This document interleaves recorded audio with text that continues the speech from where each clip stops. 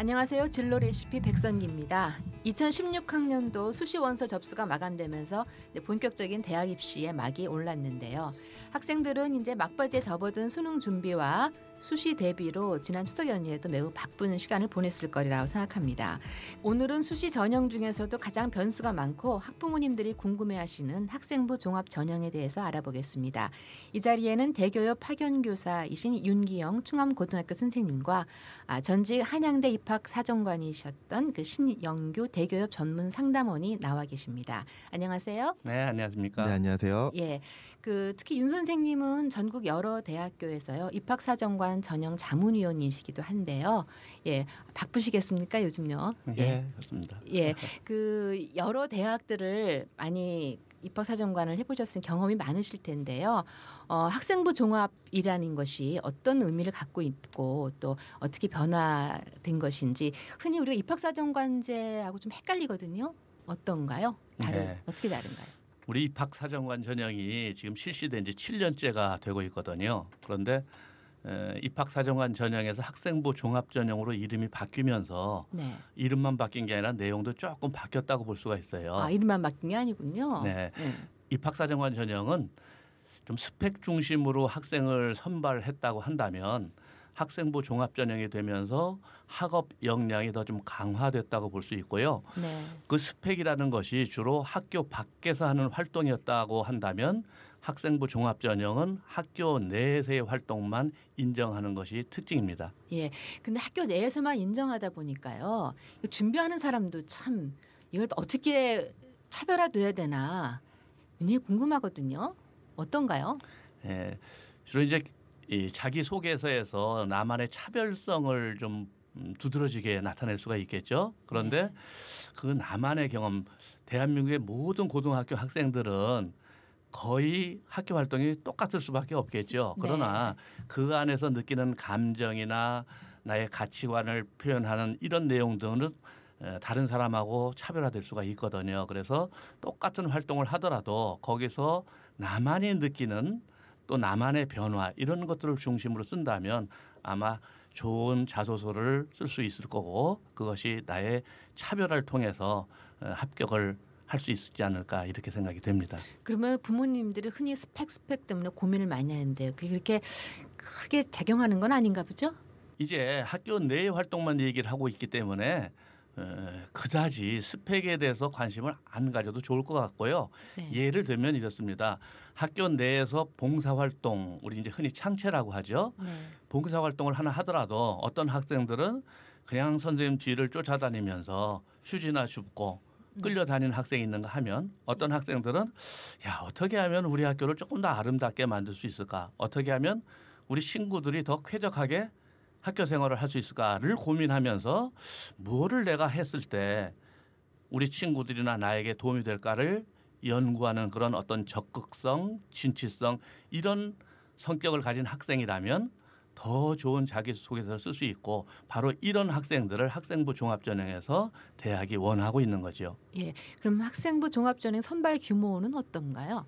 예, 먼저 전국적으로 봤을 때 수시와 정시를 합쳐서는 전국에 한 약 20% 정도를 학생부 종합 전형으로 선발하고 있고요. 예.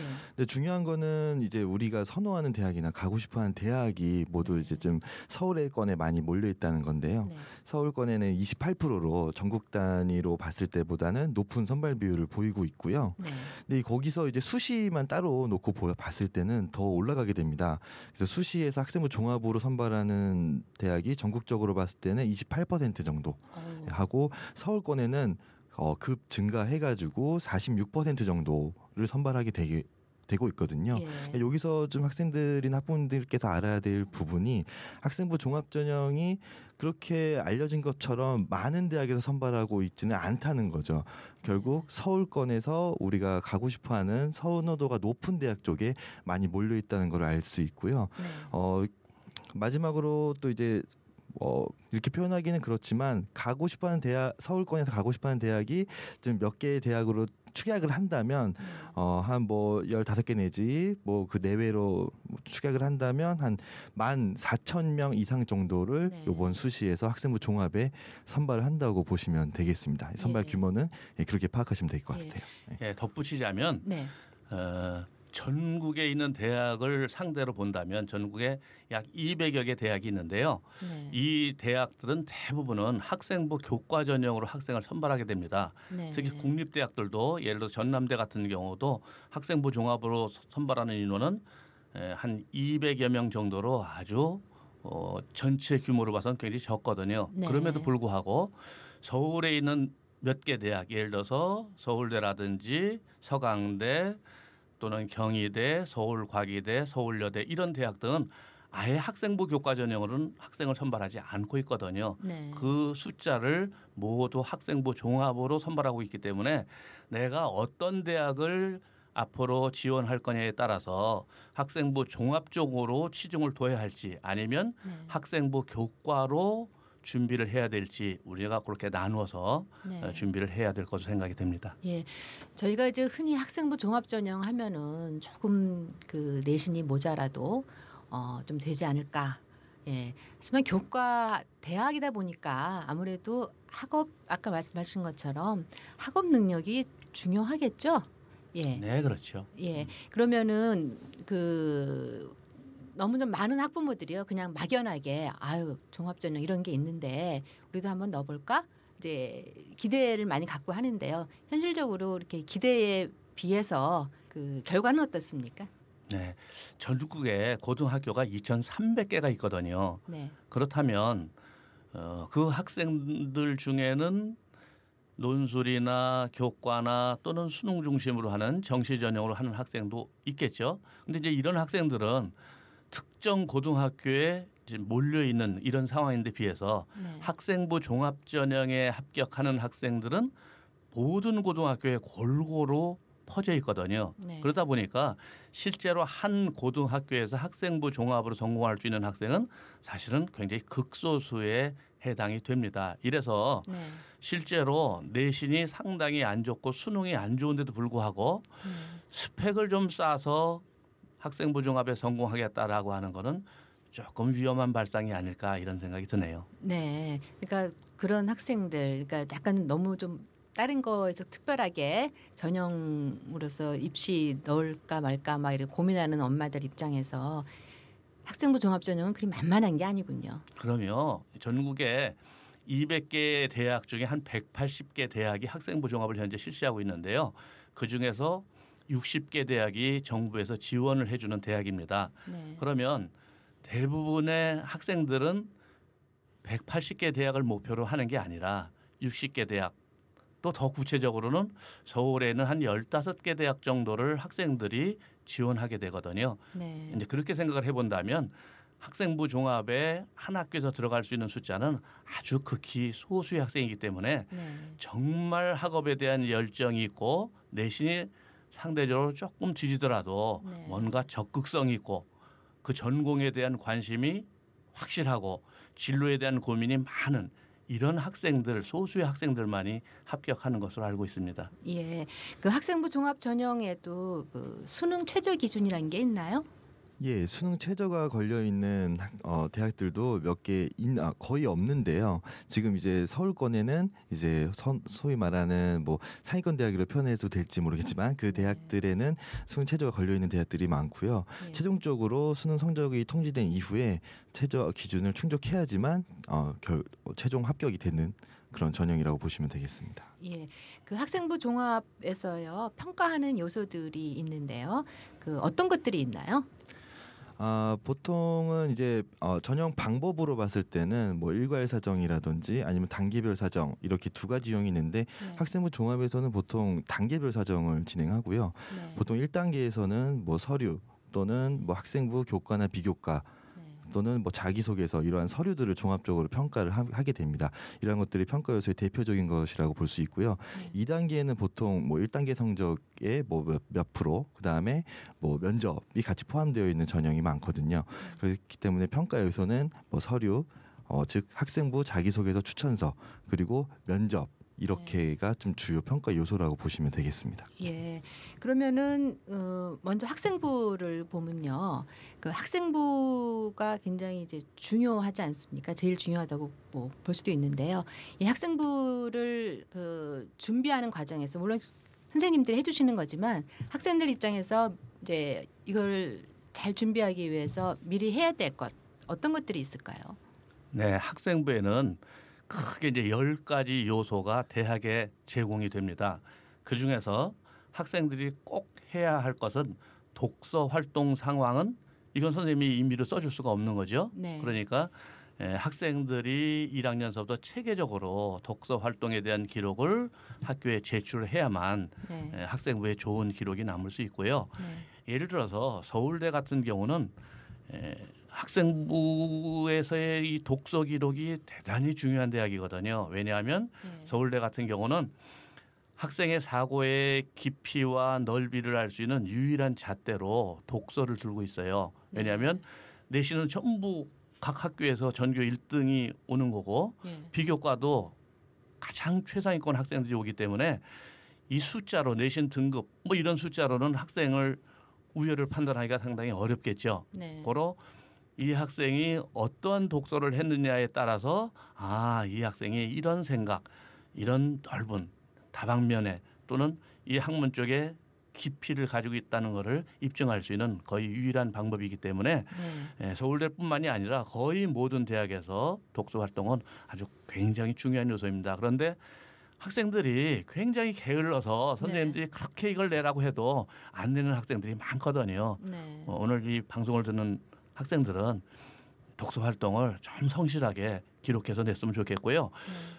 주의할 거는 예. 독서 활동을 내는 것만 중요한 게 아니라 네. 독후감을 써서 내는 게 아니거든요. 예. 무슨 얘기인가 하면 많은 학생들이 선생님 좀 직설적으로 얘기하면 무슨 인터넷은 서점에 가서 줄거리를 베껴다가 내는 네. 학생들이 굉장히 많아요. 이런 네. 것들은 아무 의미가 없거든요. 그러니까 독서 활동을 낼 적에는 내가 왜 이 책을 읽게 되었는지 동기죠.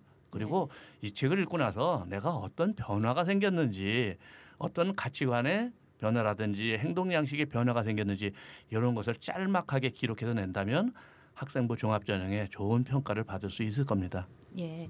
그다음에 그 학생부 작성에서 보실 적에 그러니까 입학사정관으로 또 활동을 하시고 또 하셨던 분들이 나오셨기 때문에 제가 궁금한데요. 어떤 그 예를 들어 독서 활동에서 구체적으로 요 점은 말씀을 해주셨지만은 이 학생부에서 독서 활동인 학생부에서 요 점은 좀 특이하게 좀 더 이렇게 강화시켜줬으면 좋겠다. 혹은 이렇게 비슷한 것 중에서 가장 눈에 띄는 이런 것들은 어떻게 찾아내시나요? 일단 학생부 종합전형에서 보는 학생부의 내용이 조금 변화했다고 볼 수도 있어요. 무슨 얘기인가 하면 입학사정관 전형 일정에는 창의적 체험 활동 상황을 굉장히 중요하게 대학들이 평가를 했습니다. 그래서 아시다시피 우리 에듀팟이라는 것을 많이 활용하기도 했었죠.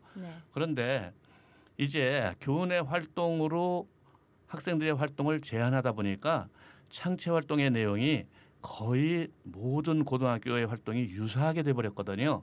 그래서 이제 학업 역량을 중시하는 즉 전공적 합도를 중시하는 이런 평가 요소가 강조되다 보니까 교과 학습 발달 상황에 있는 세부 능력 특기 사항이 굉장히 중요하게 됐어요. 그런데 이 교과 세부 능력 특기 사항은 교과 담임 선생님들이 임의로 써줄 수 있는 게 아니라 학생들이 그 수업 시간에 어떻게 활동했느냐에 따라서 결정이 되는 거기 때문에 학생들이 수업 시간에 적극적으로 질문도 하고 답변도 하고 이런 것이 굉장히 중요하다고 볼 수 있죠. 그런 것들이 그럼 잘 기록이 되나요? 그렇죠. 그러니까 이제 이런 것들이 구체적으로 학생들이 교과 담임 선생님들한테 눈에 띌 정도의 그런 활동이 있었다면 그것이 학생부의 기록이 될 거고 그것이 결국 사정관 평가에서 대단히 중요한 요소로 작용할 수 있을 겁니다. 그러면 혹시 그 선생님이 보신 학생부 중에서 이건 참 좀 감명 깊었다, 혹은 맞다, 뭐 이런 사례를 한번 들어주실 건 없을까요? 뭐 예를 들면 모든 학생들이 A라고 생각하는데 불구하고 네.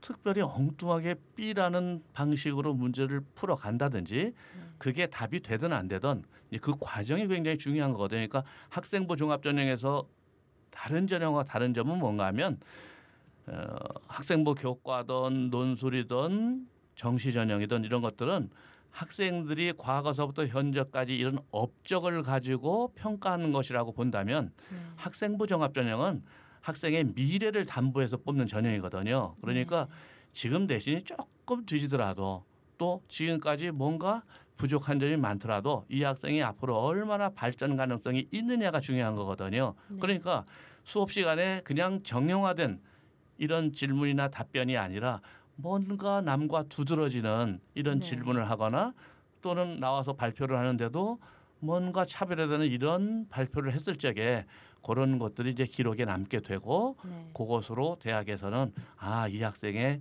잠재력이나 창의성을 인정할 수 있게 되는 거죠. 예. 그러면은 아까 서류의 어떤 일관성 같은 거를 말씀을 하셨는데요. 그런 거에 사례를 든다면 어떤 건가요? 예, 지금 학생부 종합전형에 있어서 가장 중요한 건 뭔가 하면 이 학교 생활기록부와 자기소개서, 교사 추천서 요 세 가지가 상호 관련을 맺고 일관성이 있으면서 상호 보완됐을 적에 가장 상승 효과가 뛰어나고 설득력이 증가하는 거거든요. 그런데 가끔 이 서류 심사를 하다 보면 이게 서로 안 맞는 경우들이 눈에 띄거든요. 그래서 이런 것들을 앞으로 좀 주의해야 되지 않을까 하는 생각이 듭니다. 예, 한번 예를 좀 들어주실 수 없나요? 예를 들면 이제 이런 거죠. 서류 내용을 보니까 교내 수상 실적이 참 많아요. 그리고 뭐 영어나 사회 경시대회 수상도 하고 그래서 이제 학부형들이 이제 가장 중시하는 건 뭔가 하면 이 상이더라고요. 그래서 상담을 오면 꼭 제가요 학생부에 보니까 이런 상을 몇 개 받았고요. 뭐 영재 교육을 받았고요. 주로 이제 이런 걸 가지고 제가 학생부 종합전형이 되냐 안 되냐 그렇게 얘기를 많이들 하거든요. 그런데 사실 그런 게 중요한 게 아니거든요. 여튼 그래서 그렇게 상을 받았다 그랬는데 내신을 쭉 봤더니 교과가 영어 뭐 3등급, 사회가 4등급이에요. 그래서 이 학교는 내신 따기가 굉장히 힘든 학교나 보다. 경쟁이 좀 치열하나 보구나. 그래서 또 서류를 또 들여다보지요. 그런데 교과 세부 능력 특기상에 봐도 그 교과 선생님들이 특별히 이 학생이 그 분야에 대해서 뛰어났다고 기록한 게 아무것도 없어요. 그렇다면 도대체 이 상은 근거가 무엇일까? 이렇게 불확실하게 되죠. 이렇게 되면 이 서류는 뭔가 좀 이상한 거나 보다라는 생각을 가질 수밖에 없겠죠. 예. 그러면 입학사정을 하시면서 가장 보시면 좀 안타까웠던 그런 것들을 얘기한다면 어떨까요? 가장 안타까운 거는 아까 좀 맥락을 좀 같이 하는데 일단 서류 제가 이제 사정관으로 경험했던 거나 지금까지 상담했던 사례로 봤을 때는 저는 목표를 일단 1단계 합격으로 둬야 된다고 생각을 해요. 그래서 1단계가 보통 3배수를 선발하는데 그 3배수 안에 그 사정관들이나 평가자들을 내 서류로서 설득하는 과정인데 이제 그 과정은 변별력이 있는 활동을 중심으로 내가 서류를 이제 일관성 있고 초점을 맞춰야 된다고 생각을 합니다. 그래서 아까 말씀하신 것처럼 일단 가장 정량적인 지표라고 볼 수 이게 정성평가지만 어쨌든 정량적으로 알 수 있는 기초학업 능력 즉 교과습 발달 사항에 기록되어 있는 이런 내신 등급이라든지 적어도 내가 지원하고자 하는 전공과 관련된 이를테면 공대를 지원했는데 수학과학 정도는 그래도 이제 내가 어느 정도 일정 성취를 도달을 해야지만 지원이 가능하지 않을까 저는 그렇게 생각을 하고요. 그에 맞춰서 내가 교내 수상이 어느 정도 수학경시대회나 과학경시대회에서 뭐 전교생 기준으로 뭐 우수상이나 뭐 그런 뭐 성취가 있다 이러면은 이제 자소서에 그러한 부분을 맥락을 같이 해서 장점을 드러내면 조금 효과적으로 조금 이제 어필을 할 수 있게 되는 거죠. 그래서 독서활동이나 봉사활동 아니면 또 창의적 체험활동에 드러나는 활동들은 사실 대학마다 또 조금 더 많이 편차가 좀 클 수가 있습니다. 평가 지표가 다 다르기 때문에 그래서 그러한 부분들을 그 학교의 인재상과 맞춰서 대학 지원한 대학에 맞춰서 좀 서류를 준비할 필요가 있는 거고요. 그래서 그러한 것들은 뭐 대학의 개별 설명회를 들으면 조금 이제 파악은 가능한데 다 파악은 불가능하더라도 그래서 가장 공신력 있는 정량 지표를 조금 완비를 해서 그런 식으로 좀 변별력 있는 자료를 만든다면 그게 이제 1단계 통과가 될 거고요.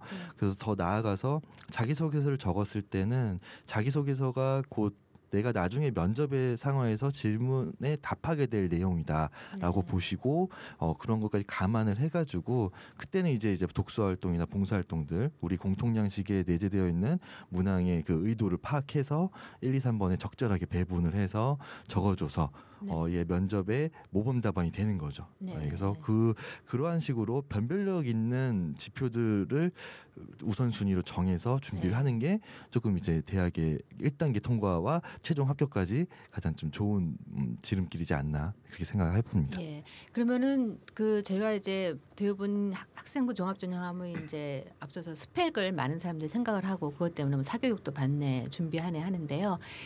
그런 스펙이 사라지고 이런 학업 능력을 중요시하게 된 어떤 그런 사연들이 있나요? 배경이 있나요? 흐름의 변화가.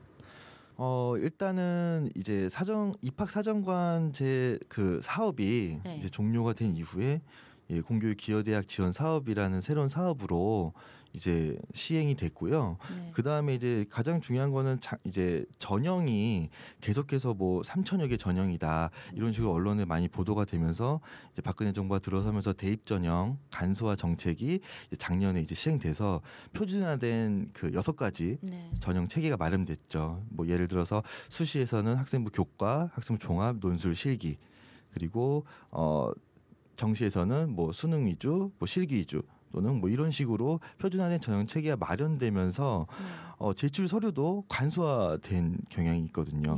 학생들이 좀 준비하기 조금 힘들기도 하고 또 사교육이나 그러한 컨설팅에 대한 그러한 좀 입학을 했는데 합격을 했는데 그러한 것들이 이제 좀 만들어진 활동이 밝혀지는 그런 사례가 좀 발생되면서 이러한 것들이 제출서가 간소화되면서 이제 활동이 또 교내 활동, 학생부 위주 평가로 전환되다 보니까 소위 말해서 아직까지도 조금 좀 혼란이 있으시거나 잘못 알고 계신 경우가 학생부 종합이 내가 내신 성적이 안 좋다고 하더라도 활동 뭐 이를테면 한 가지 활동 전공 관련된 활동만 해도 합격이 가능하다라고 오해하시는 경향이 많으신 것 같아요. 근데 그랬던 시절이 있었고 그랬던 사례도 분명히 있었습니다. 초기에는. 그런데 그러한 합격생들의 사례가 입학 후에 어떻게 변화되는지도 꾸준히 사정관 선생님들께서 노력을 하고 연구를 하고 계시는데 그러한 부분의 결과가 이렇게 학생부 이러한 대입 전형 간소화랑 제출 서류 간소화에 맞물려서 지금은 온전히 그러한 개인 활동이나 외부 활동이 평가되고 있지는 않는 실정이기 때문에 교내 활동 위주로 준비를 하시는 게 가장 좀 올바른 방법이고 지금 학생부 종합 전형의 이러한 추세라고 보시면 될 것 같아요. 예. 근데 교내 활동만 쓰다 보니까 아까 좀 자꾸 비슷해지고 하는 경향이 있는데요. 좀 이걸 달리하는 방법이 없을까요? 좀 이렇게 팁을 주신다면. 그거는 이제 고등학교에서 조금 노력을 해주실 부분이 있은 것 같아요. 그러니까 대학에서 이제 만약에 사정관 분들이나 교수님들이 서류 평가를 할 때 보면은 너무 비슷하거든요. 서류가 학생부 같은 경우에. 그래서 이런 것들은 이제 고등학교 차원에서 조금 차별화된 전략을 좀 세워서 학생을 면밀히 관찰하고 너무 바쁘시겠지만 담임 선생님 너무 바쁘신 거 다 알고 하지만 그래도 그러한 학생들의 좀 구체적인 면을 좀 자세히 관찰해서 아까 말씀하신 세부 능력 및 특기 사항이나 가장 마지막에 작성되게 되는 뭐 행동 특성 및 종합 의견 부분에 좀 추천서에 준하는 수준으로 그 학생의 그 차별화된 모습을 관찰된 모습을 적어주시면 대학에서는 그런 부분을 굉장히 고맙게 여기고 또 그 학생이나 학교에 대한 인상도 많이 좋아지는 편이거든요. 사실적으로. 그래서 그러한 부분을 학생 개인한테 요구하기는 그 학생은 그 학교에 들어갔기 때문에 그거는 조금 어떻게 보면은 그 학생한테 그런 것까지 원하게 되면은 그 학생이 이제 주어진 교육 과정 내에서 최선을 다하면 되는 거니까 학교 차원에서 이것도 조심스럽죠. 학교 차원에서 더 어떻게 하냐 교육부가 이렇게 하라고 하는데 그렇게 하실 수 있지만 선생님들 개개인 선생님께서도 노력을 해주시면 조금이나마 극복할 수 있지 않을까라는 생각을 좀 해보는데 예. 그렇군요. 예. 근데 사실 물론 학생들이 다 할 수는 없는 거지만요. 이런 활동을 좀 하면은 좋지 않을까라고 뭐 해주실 만한 건 없을까요? 이제 뭐 전공에 따라 좀 많이 다르겠죠. 전공에 따라 다르겠지만 일단 자기가 이제 가장 기초학업 능력에 그 지원하고자 하는 전공과 내가 관심 있는 분야의 과목은 조금 확실하게 해둘 필요가 있습니다. 일단 거기서 이제 서류가 첫 인상이 사실 그러한 부분이 좀 많이 다가오거든요. 그래서 그 이후에는 이제 아까 말씀드린 것처럼 뭐 교내 수상이라든지 또는 동아리 활동이 예전에는 많이 평가됐어요. 자기 창의적 체험 활동에서. 근데 지금 아까 말씀도 또 나왔지만 좀 너무 비슷한 동아리도 많고 하다 보니까 그게 변별력은 요즘 크게 없고요. 네, 실제로 작년 자소서를 한번 분석을 해봤거든요. 어떤 내용들을 학생이 썼는가 보면 일단 거의 80% 정도의 학생들이 동아리 활동에 대한 얘기를 썼어요. 그리고 학생의 임원한 얘기들이 한 47% 정도, 그리고 봉사활동이 한 40%, 뭐 토론한 얘기가 한 또 40%, 아니면 멘토링, 축제, 뭐 성적 우수하다, 뭐 등등 이 얘기가 거의 똑같거든요. 그래서 이제 우리가 해야 될 것은 뭔가 하면 어차피 전국의 모든 학생들이 똑같은 활동을 했다고 한다면 그냥 그런 얘기를 쭉 열거하는 이런 자소는 차별화될 수가 없겠죠. 그러니까 그 스토리의 진실성이라든지 짜임새 또는 향후 자신의 진로 계획에 맞춰서 좀 자신만의 특색이 있는 이런 자기소개를 쓰는 게 중요한 전략이라고 볼 수 있을 겁니다. 예, 오늘 감사한데요. 이 시간에 그 윤기영 충암고등학교 선생님과 신영규 대교협 전문 상담원하고 같이 했습니다. 오늘은 그 학생부 종합전의 전체적인 맥락을 좀 짚어봤는데요. 다음 시간에는 구체적으로 준비하는 방법을 알려드리겠습니다. 다음 이 시간도 기대해 주세요. 지금까지 진로 레시피 백선희였습니다. 감사합니다. 감사합니다.